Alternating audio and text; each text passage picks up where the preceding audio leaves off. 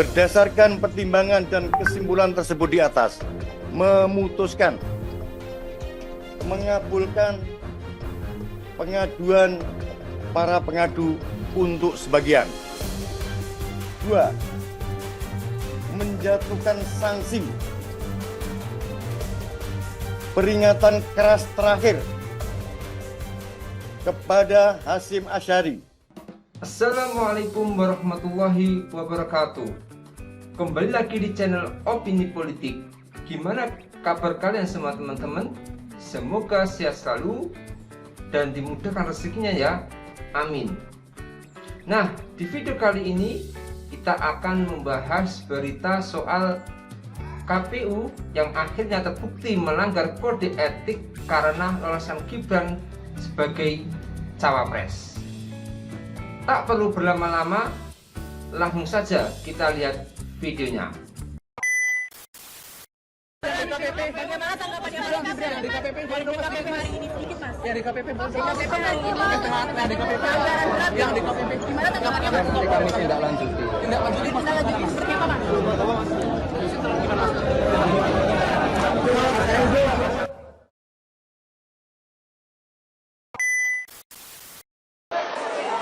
DKPP menyebut KPU melanggar kode etik menerima Gibran sebagai cawapres.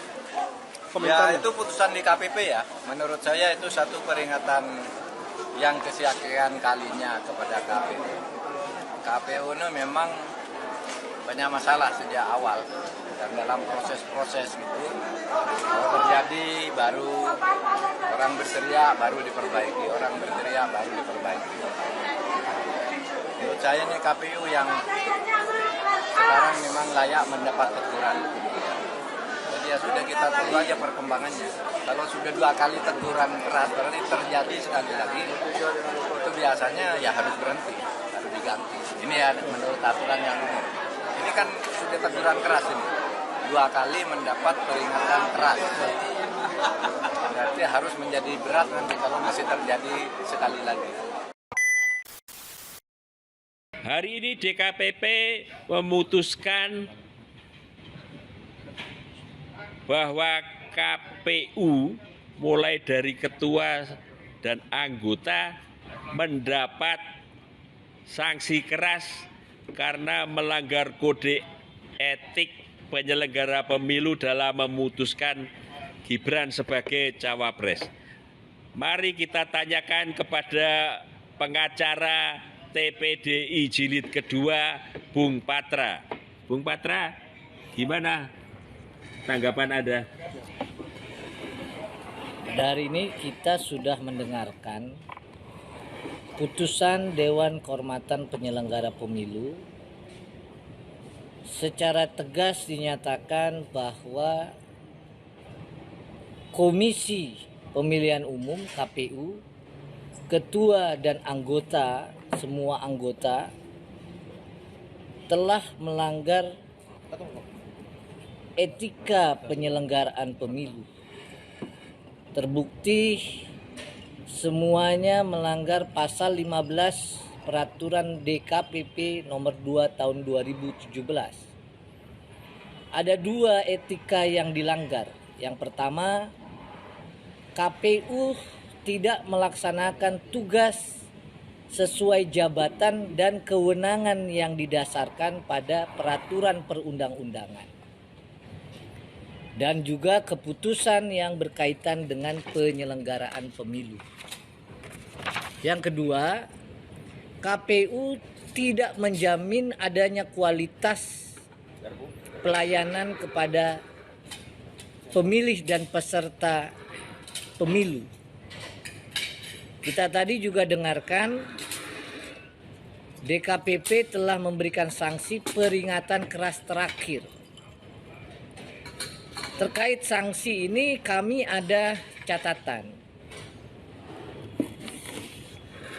Ketua KPU sebelumnya sudah pernah diberikan sanksi peringatan keras terakhir pada 3 April 2023. Karena pada saat itu dinilai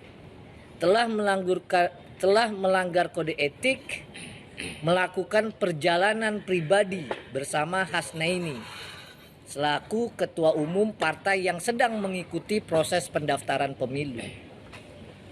Oleh karenanya, semestinya DKPP pada hari ini memberikan sanksi peringatan keras terakhir dan pemberhentian Ketua KPU. Ini yang paling pokok, ya, catatan kami. Semestinya sanksi berupa pemberhentian kepada Ketua KPU karena yang bersangkutan sudah pernah diberi sanksi peringatan keras terakhir. Tentu terkait dengan putusan yang menyatakan bahwa pengaduan kami dikabulkan, kami memberi apresiasi dan ucapan penghargaan kepada DKPP. Terima kasih.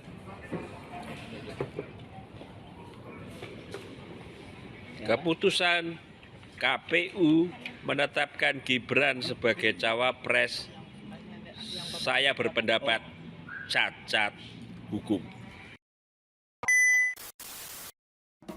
Ini sungguh kabar yang mengejutkan. Belum selesai masalah ketua MK, ini muncul masalah baru lagi. Gara-gara meloloskan Gibran sebagai cawapres, KPU akhirnya diputuskan DKPP terbukti melanggar etik. MK juga sudah diputus MK melakukan pelanggaran etik berat.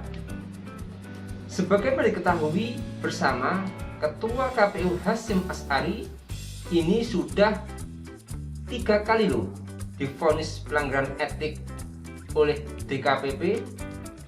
Yang pertama tanggal 30 Maret 2023 melanggar etik sistem proporsional tertutup.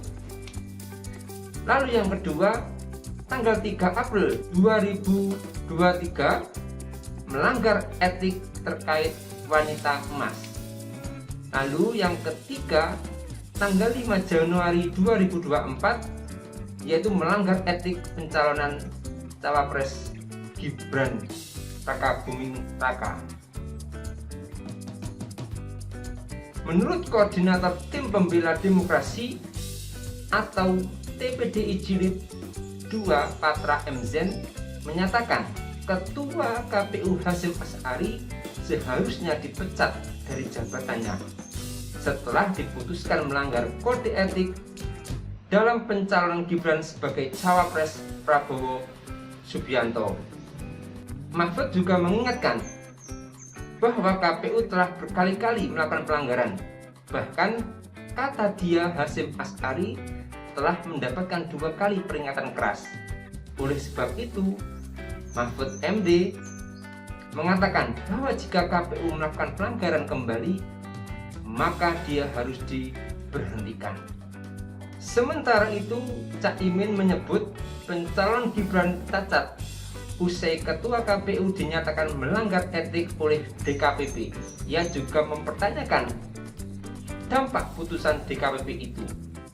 Nah, Ketua KPU-nya aja gak bener. Gimana mau pemilu yang baik kalau Ketua KPU-nya dari awal sudah melanggar etik? Jadi, bagaimana menurut Anda? Tulis komentar di bawah ini. Kalau misalkan ada orang yang sampai berani-berani mengganggu-gugat peraturan-peraturan, maka kesimpulannya 2. 1, dia berambisi luar biasa sampai menghalalkan segala cara.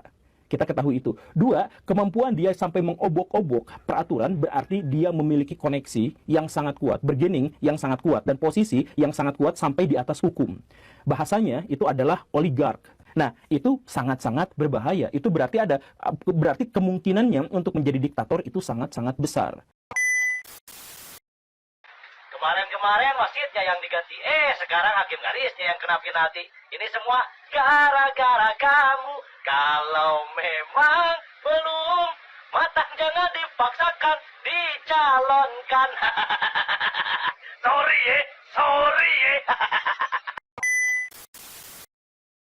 Bandul, ciri-ciri orang mabuk apa Pak ya? Lupa diri, semaunya sendiri, tidak punya rasa malu, apalagi nurani, tidak punya etika, apalagi fatsun politik, aturan diatur-atur, mempolitisasi apapun, yang penting menang, menjadikan penjahat sebagai wayang-wayang, unjuk gigi, unjuk taring, unjuk kekuatan, unjuk kebuasan, intinya sewenang-wenang untuk menang. Ini lebih bahaya daripada mabuk miras, Mas. Mabuk apa itu Pak? Iya enggak tahu, kok tanya saya.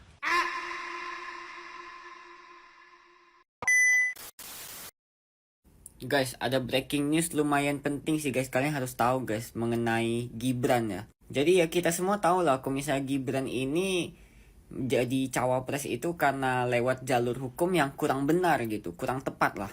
Dan sekarang ada masalah baru lagi. Masalahnya datang dari ketua KPU yang kena sanksi pelanggaran kode etik ya, karena ternyata sebenarnya ini kita semua udah tahu sih, cuman ya emang baru divonis aja gitu.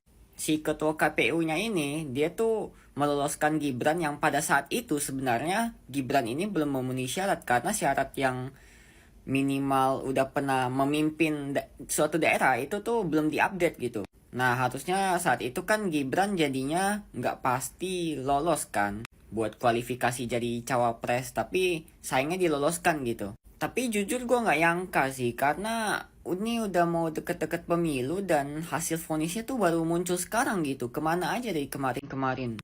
Dan juga ingat ya guys, gak apa-apa kita punya pilihan masing-masing. Kalian suka dengan ini, pilihan ini. Tapi kalian jangan lupa guys, kalau misalnya setiap calon itu memang ada kekurangan dan kalian itu harus mengakui juga. Kalian jangan terlalu fanatik gitu sama, oh kalian suka sama ini, jadi sesuatu yang dilakukan salah kalian anggap benar gitu. Jangan gitu guys. Nah, sekian dulu videonya ya. Sampai berjumpa di video-video selanjutnya. Saya izin pamit. Wassalamualaikum warahmatullahi wabarakatuh.